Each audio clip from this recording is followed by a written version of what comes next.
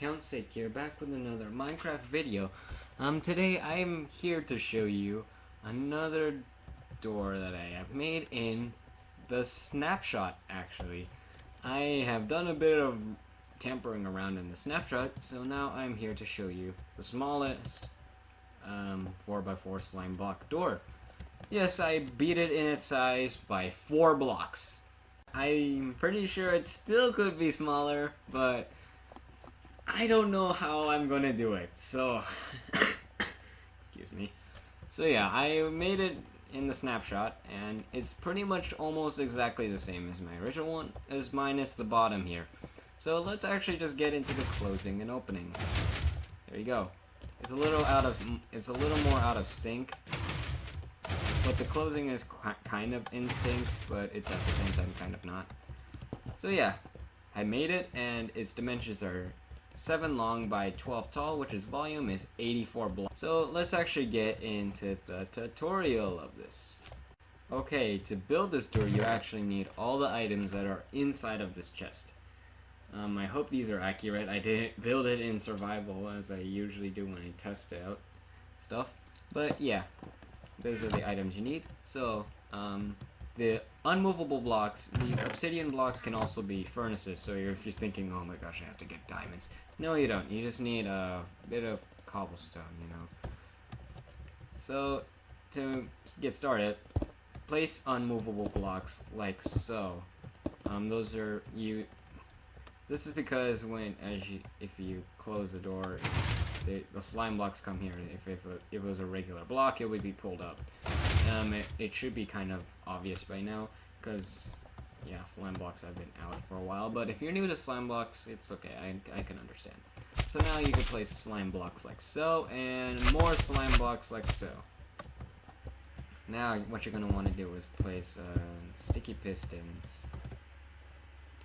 Like so. Don't worry, I'm going to show you the whole layout. It's not that hard to make. Now I'm going to go down here, place a sticky piston like here, and another sticky piston like so. So this is your whole layout. Very simple. And now let's actually get into the building of the wiring and stuff. I'm actually not in my usual recording spot, by the way. So yeah, to start off, you're going to want to do is place an unmovable block with a 3-tick repeater on top. Then place a dropper facing in this direction and a hopper facing into the dropper. Inside the dropper, you're going to want to place an unstackable item, and let me get out a lever to say that this is your input. There we go. So now what you're going to want to do is on the other side, place a half slab, and let me get out some blocks. Or just a block. And then place a comparator facing in that direction with a block on its base. Another block right there, and an unmovable block right there. Let me get out a redstone dust. So yeah, there you go. Let me throw this away, I don't need it. So now this would actually be your top. So now let's actually start getting stuff done.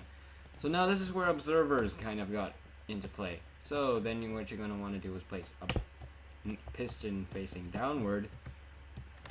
Excuse me, then an observer facing downward. Make sure that this is the side that's...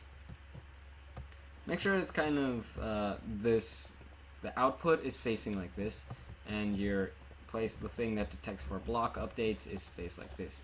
So basically, if you see this on top, you're good. Although if you see it like this, then you're in trouble. That's not gonna work. So place it like this. Make sure it's like that. And then place a block, place it like so.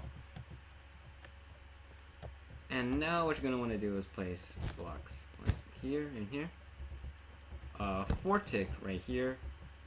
Redstone right here. An observer here. Make sure this is where it sends out the pulse. And a sticky piston with a redstone block on its face. Then normal piston, an observer facing upward. The input must be facing what's it called? Output must be facing upward, and then you place an movable block on top of it. So now that should be your whole entire door. There you go, very simple, easy.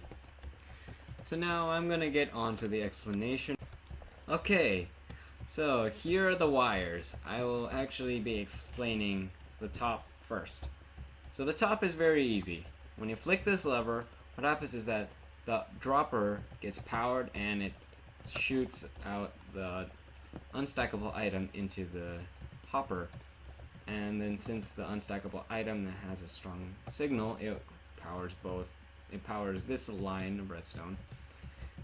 So, and then on this side, after 3 ticks, this extends, and then this extends when this thing goes like so.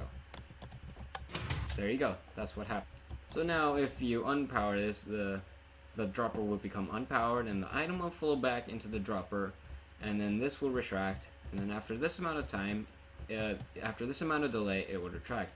Although if it was 2 ticks or 1 tick, it would not work because it's not enough delay, and then it would end up staying like pretty much like this, and it wouldn't retract fully. There you go. That's how it looks like. Now this concept is pretty easy to explain, although the thing is that observers are quite new. Not very many people know about it, but it's pretty simple. This piston, I'll say here, is actually right here, so yeah, just saying. So what happens is that when this piston powers, it ends up spitting, the observer ends up noticing, gets a update, and then gives out a 1-tick pulse to this.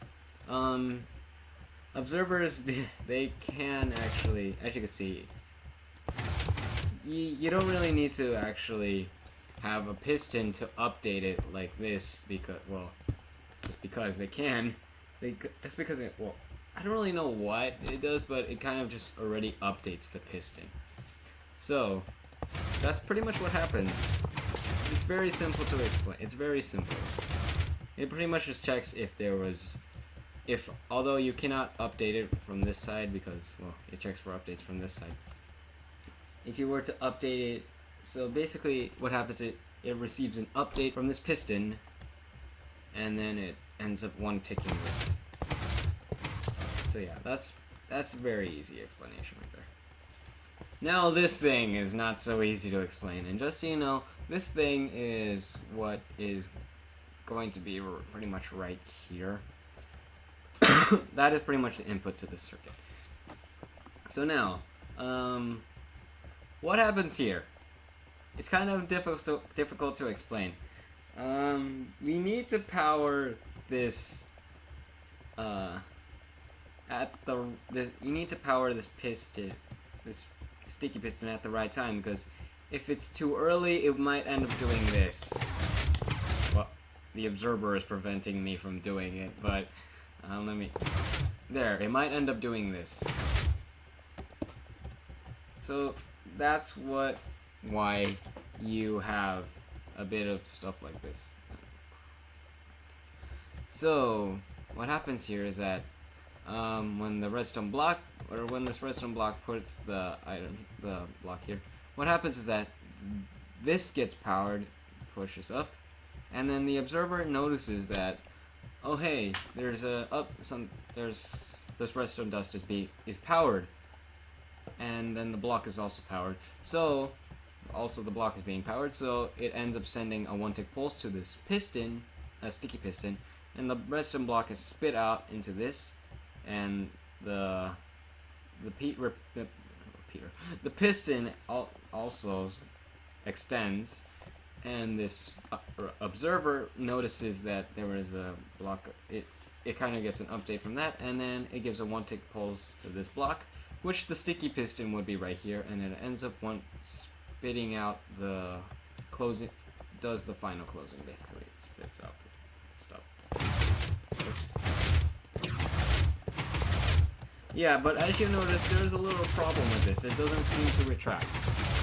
So that's what this 4-tick repeater is for. So when you power it, basically, okay, what happens is when you unpower it, the observer once again sees that there is a change, and so what happens is that the observer kind of notices that it's. Oh yeah, what it does is that it updates this when this is, you know, because it can't just get an update without this piston, you know. So what it does is that the observer updates the piston, realizes that this is no longer powered, retracts. This also retracts at pretty much almost the same exact time due to zero tick mechanics, and then this thing also gets a block update, gets an update, and then it retracts it with a 1 tick pulse, and then after that, after this much delay, it finally retracts. So let's actually see that in motion. There you go. It actually cannot be less than that. It will be too quick. So yeah, that's as fast as it can be. So yeah, that is pretty much the whole door. I am quite proud I was able to I'm quite proud that I was able to keep this record. Though I don't know how long it will be maintained, because observer blocks are pretty amazing on how they can simply compact stuff. And I mean pretty amazing. So yeah, I think that's enough for now, so thanks for watching and hope you enjoyed.